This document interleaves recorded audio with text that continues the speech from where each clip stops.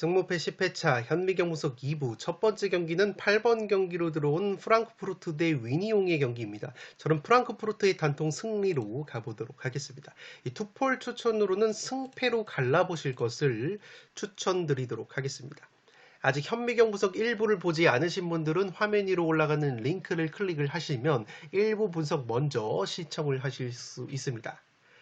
이 프랑크푸르트 같은 경우에는 독일 분데스리가 6등을 달리는 팀이고 위니옹 같은 경우에는 벨기에 리그 1등을 달리는 팀이라고 보시면 되겠습니다. 이 분데스리가의 웨파 랭킹이 4등, 벨기에 리그의 웨파 랭킹이 8등이기 때문에 그래도 프랑크푸르트 쪽의 체급이 좀 더 높다고 보시면 되겠지만 지난 1차전 맞대결 전적 자체가 2대2 무승부로 끝이 났던 매치업이고 특히나 경기 내용을 보시면 굉장히 5대5의 경기 내용이었다고 보시면 되겠습니다. 점유율도 거의 5대5였고 기대 득점 역시 위니옹이 1.62, 프랑크푸르트가 1.74로 굉장히 대동소이했다고 보시면 되겠습니다. 슈팅 숫자 역시 위니옹이 14개, 프랑크푸르트가 12개였기 때문에 굉장히 5대5의 매치업이었다고 보시면 되겠습니다. 따라서 무승부나 혹은 위니옹의 승리가 나와도 이상하지 않은 매치인데 그래도 제가 프랑크푸르트의 단통 승리로 가는 이유는 이번 경기 위니옹이 결장자가 조금은 있다고 보시면 되겠습니다. 이 주전 수비형 미드필더인 바나우트 선수가 퇴장 징계로 결장이 되고 이 주전 수비수 메칼리스터 역시 부상으로 결장이 되는 위니옹이기 때문에 확실히 전력 공백이 있을 것으로 생각이 되고 있습니다.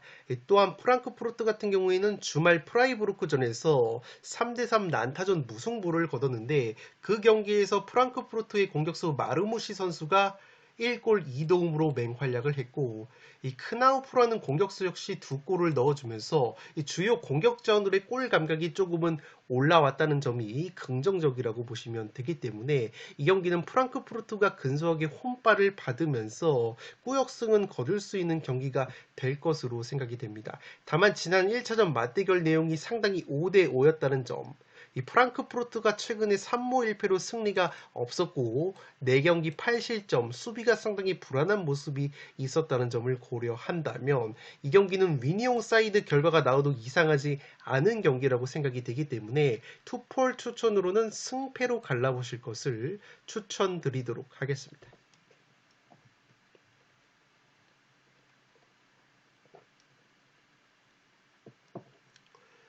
9번 경기는 페렌츠바 대 올림피아코스의 경기인데 단통 무승부로 가보도록 하겠습니다. 투폴 추천으로는 승무를 추천드리도록 하겠습니다. 이 페렌츠바라는 팀은 헝가리 리그 2등 팀이고 이 올림피아코스는 그리스 리그 4등 팀인데 헝가리 리그가 웨파 랭킹이 23등, 그리스가 17등이기 때문에 근소하게 그리스 리그가 우세하다고 보시면 되겠지만 거의 체급 차이가 없다고 보시면 되겠습니다. 지난 1차전 맞대결에서는 올림피아코스가 홈에서 1대0으로 승리를 거뒀는데 이 스코어가 1대0이었지만 경기 내용적인 측면에서는 확실히 올림피아코스가 훨씬 더 우세했다고 보시면 되겠습니다. 점유율을 57%를 가져갔던 올림피아코스이고 기대 득점이 1.61골로 페렌츠바의 0.34골보다 훨씬 더 높았다고 보시면 되겠습니다. 특히나 슈팅 숫자 면에서도 올림피아코스가 17개, 페렌츠바가 6개에 그쳤었기 때문에 1차전 경기 내용 자체는 올림피아코스가 훨씬 더 우세했다고 보시면 되기 때문에 올림피아코스가 원정에서 쉽게 패할 것 같지 않은 경기라고 생각이 됩니다.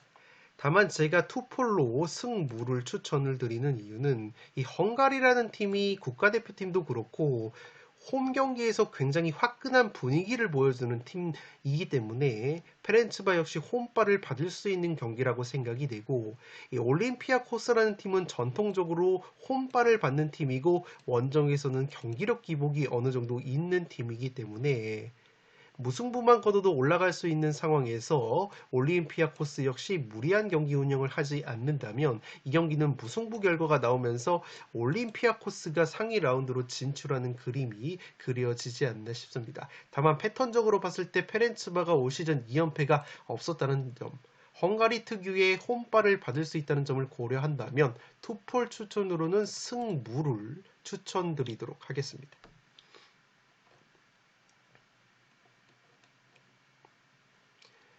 10번 경기는 레기아 대 몰데의 경기인데 이 경기도 단통 무승부로 가보도록 하겠습니다. 폴란드 5위를 달리고 있는 레기아이고 이 노르웨이 5등을 달리고 있는 몰데이기 때문에 거의 체급 차이가 나지 않는 매치라고 보시면 되겠습니다. 이 폴란드 리그가 웨파 랭킹이 20등, 이 노르웨이 리그가 15등이기 때문에 근소하게 노르웨이 리그가 더 우세하다고 보시면 되겠지만 거의 체급 차이가 없다고 보시면 되겠고 1차전 맞대결 같은 경우에는 몰데가 홈에서 3대2로 승리를 거뒀는데 그래도 레기아가 원정에서 나쁘지 않은 경기력을 보여줬다고 보시면 되겠습니다. 슈팅 숫자는 오히려 레기아가 14개 대 11개로 근소하게 많았고 물론 기대 득점은 몰데가 2.06, 레기아가 1.17이었기 때문에 근소하게 몰데가 경기 내용이 좋았다고 보시면 되겠지만 레기아 역시 원정에서 2대3으로 저력을 보여줬다는 점에서 홈에서는 충분히 무승부 정도는 거둘 수 있는 저력이 있다고 보시면 되겠습니다.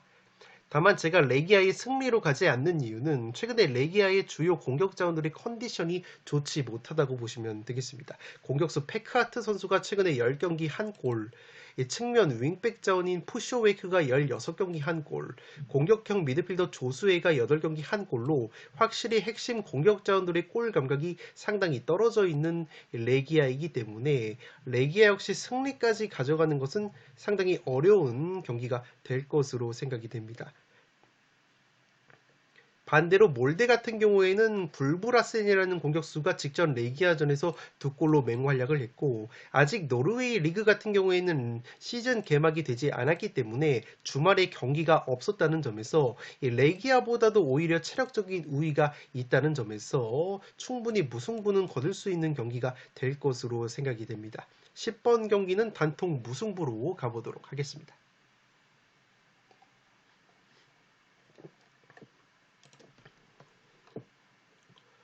11번 경기는 AS 로마 대 페예노르트의 경기인데 승무패로 지으면서 페예노르트 쪽 이변까지 한번 노려보도록 하겠습니다. 현재 AS 로마 승리 쪽에 개인적으로 투표율이 너무나 많이 몰린 경기라고 생각이 되고 지난주 페예노르트와의 1차전 맞대결에서도 로마가 1대1 무승부에 그쳤었는데 이 당시의 경기 통계를 보시면 아시겠지만 양 팀이 상당히 5대5 경기를 했다고 보시면 되겠습니다. 이 페예노르트가 오히려 슈팅 숫자가 18개로 14개의 로마보다 근소하게 많았고 기대 득점 역시 페예노르트가 1.25, 로마가 0.91로 근소하게 페예노르트가 앞섰기 때문에 경기 내용 자체가 상당히 5대5였다는 점에서 이 경기는 1차전 맞대결 내용을 고려했을 때 AS 로마 쪽 승리의 투표율이 너무나 많이 몰린 경기라고 생각이 됩니다.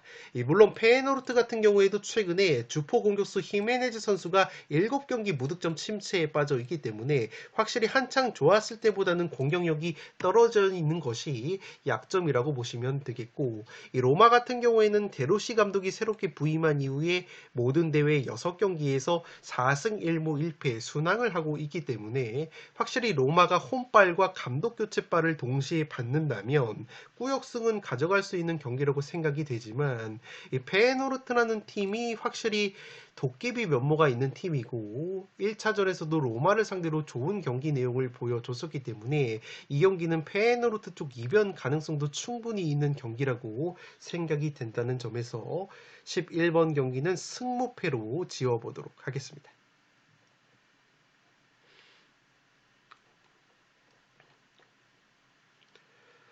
12번 경기는 스파르타 프라 대 갈라타사라이의 경기인데 단통 무승부로 가보도록 하겠습니다. 양 팀의 1차전에서 맞대결 난타전을 벌이면서 2대3 스코어가 나왔는데 이 스파르타 프라가 아쉽게 극장골을 내주면서 2대3으로 패배를 당했다고 보시면 되겠습니다. 당시 경기 내용을 보시면 오히려 스파르타 프라하가 원정팀이었음에도 불구하고 기대 득점이 1.9골로 갈라타사라이의 1.07보다 더 높았기 때문에 이 스파르타 프라하가 경기는 패배를 했지만 경기 내용 자체는 전혀 밀리지 않았던 갈라타사라이 원정이었다고 보시면 되기 때문에 이 경기 역시 스파르타 프라하가 저력을 보여줄 가능성이 있어 보입니다.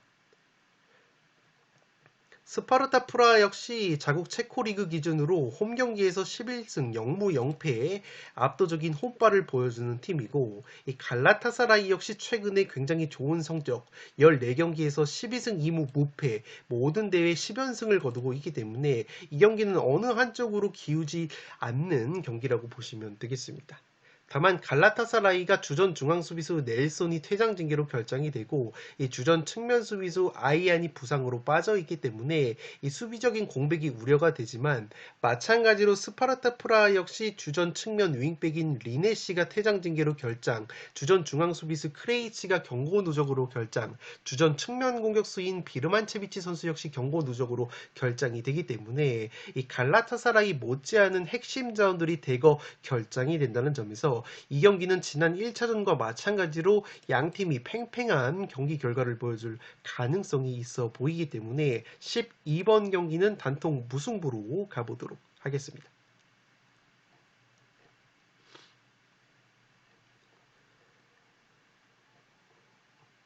13번 경기는 마르세유 대 샤흐타르 도네츠크의 경기인데, 이 경기는 승무패로 지으면서 샤흐타르 쪽 이변까지 한번 노려보도록 하겠습니다. 개인적으로 최근에 마르세유가 보여주는 경기력을 고려했을 때 마르세유 승리 쪽에 투표율이 너무 많이 몰린 경기가 될 것으로 생각이 됩니다. 지난주 샤흐타르와의 1차전 맞대결 전적이 2대2 무승부로 끝이 났었는데, 당시 경기 내용이 상당히 5대5였다고 보시면 되겠습니다. 이 마르세유가 점유율을 47%를 가져가면서 거의 5대5 경기를 했고, 이 슈팅 숫자 역시 마르세유가 13개, 샤흐타르가 10개를 가져가면서 이 마르세유가 원정팀이었음에도 불구하고 굉장히 좋은 경기 내용을 보여줬다고 보시면 되기 때문에 기본적으로 마르세유 승리 쪽에 투표율이 많이 몰렸다고 보시면 되겠는데, 이 샤흐타르라는 팀이 올 시즌 챔피언스 리그도 뛰었었고 바르셀로나를 상대로도 승리를 거뒀었을 정도로 유럽 대항전 DNA가 굉장히 있는 팀이기 때문에 충분히 마르세유의 경기력을 고려한다면 이변이 나와도 이상하지 않은 경기라고 생각이 됩니다. 이 마르세유 같은 경우에는 최근에 모든 대회 7경기에서 4무 3패로 승리가 없었을 정도로 이 경기력 기복이 상당히 심한 상황이라고 보시면 되겠고, 이 공격수 오바메양 선수가 최근에 9경기 2골로 그다지 좋지 못한 득점력을 보여주고 있는 것 역시 이 마르세유가 고전할 수 있는 이유라고 보시면 되겠습니다. 특히나 이번 경기 같은 경우에는 마르세유가 주전 중앙 수비수인 발레르디가 경고 누적으로 결정이 되고, 이 주전 골키퍼인 파우 로페즈 선수 역시 종아리 부상 여파로 출전 여부가 불투명하기 때문에 만약에 이 두 핵심 수비 자원이 결정이 된다면 이 샤흐타르 상대로 상당히 어려운 경기를 할 가능성이 있어 보이기 때문에 이 경기는 승무패로 지어보도록 하겠고, 특히나 샤흐타르 같은 경우에는 주말에 리그 경기가 없었기 때문에 마르세유보다 체력적인 우위까지 있다고 보시면 되기 때문에 13번 경기는 승무패로 지어보도록 하겠습니다.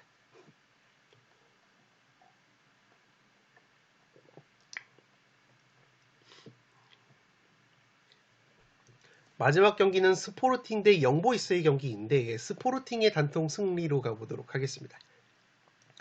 스포르팅 같은 경우에는 포르투갈 리그 1등을 달리는 팀이고, 영보이스는 스위스 리그 1등을 달리는 팀이라고 보시면 되겠습니다. 이 포르투갈 리그가 웨파 랭킹이 7등, 스위스 리그가 13등이기 때문에 이 체급 차이가 어느 정도 있는 매치라고 보시면 되겠고, 이미 1차전 맞대결에서 스포르팅이 영보이스 원정을 떠나서 3대1로 승리를 거뒀다고 보시면 되겠습니다.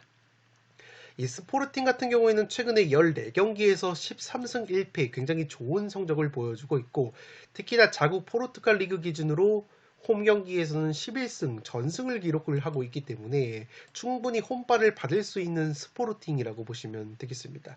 특히나 스포르팅이 에이스 공격수인 요케레스가 최근에 10경기 10골을 넣어주면서 좋은 활약을 보여주고 있고, 핵심 플레이메이커 페드로 곤살베스 선수 역시 10경기에서 무려 7골 6도움을 올려주면서 이 스포르팅의 공격 원투펀치의 컨디션이 상당히 올라와 있다고 보시면 되겠습니다. 반대로 영보이스 같은 경우에는 자국 스위스 리그 기준으로 원정에서 기복이 상당히 심하다고 보시면 되겠습니다. 홈에서는 10승 2무 무패를 달리는 영보이스 있지만 원정 경기에서는 5승 4무 3패로 확실히 원정에서 기복을 보이는 팀이기 때문에 충분히 스포르팅 원정에서도 경기력 저하가 있을 가능성이 있어 보입니다. 또한 전력 누수 측면에서도 영보이스가 이번 경기는 주전 중앙수비수인 카마라가 퇴장 징계로 결장, 주전 중앙수비수 베니토는 부상으로 지속적으로 결장 중이고, 이 무엇보다 핵심 미드필더라고 볼 수 있는 우그르니치 선수가 최근에 손가락 부상을 당하면서 이탈이 됐기 때문에 이 영보이스가 전력 누수가 상당히 심한 경기라고 보시면 되겠습니다. 특히나 이 영보이스의 미드필더인 우그르니치 선수 같은 경우에는 이 팀 내에서 스위스 리그 4골 5도움을 기록을 하면서 가장 많은 기회 창출을 하고 있는 핵심 플레이메이커인데, 이 선수가 손가락 골절 부상을 당하면서 이탈이 됐고, 특히나 이 우그르니치 선수가 지난 스포르팅과의 1차전에서 한 골을 넣어주면서 영보이스 팀 내에서는 가장 높은 평점을 기록했었던 핵심 공격 자원이기 때문에 이러한 우그르니치가 빠지는 영보이스가 스포르팅 원정에서 이변을 연출하기에는 상당히 어려운 결과가 될 것으로 생각이 됩니다. 특히나 지난 주말 리그 경기에서도 퇴장자가 나오면서 영보이스가 최근에 2경기 연속 퇴장자가 발생을 했었기 때문에 수적 열세에 따른 체력 누수까지 우려가 되고, 영보이스 같은 경우에는 스포르팅 원정 다음에 주말 자국 리그 일정이 우승 경쟁을 펼치고 있는 세르베트와의 홈 경기이기 때문에 향후 일정 면에서도 영보이스가 상당히 불리한 경기가 될 것으로 생각이 됩니다. 이미 지난 1차전 통계를 보시면 이 스포르팅이 원정을 떠나서 기대 득점 1.69골 대에 0.49골로 압도적인 모습을 보여줬었던 매치업이기 때문에 이 경기는 영보이스의 핵심 자원 전력 누수와 원정에서의 기복, 스포르팅의 공격 원투펀치의 좋은 컨디션과 홈 경기 전승을 기록하고 있는 이 스포르팅의 홈빨까지 고려한다면 스포르팅의 무난한 승리가 나올 가능성이 상당히 높아 보입니다. 14번 경기는 스포르팅의 단통 승리로 가보도록 하겠습니다.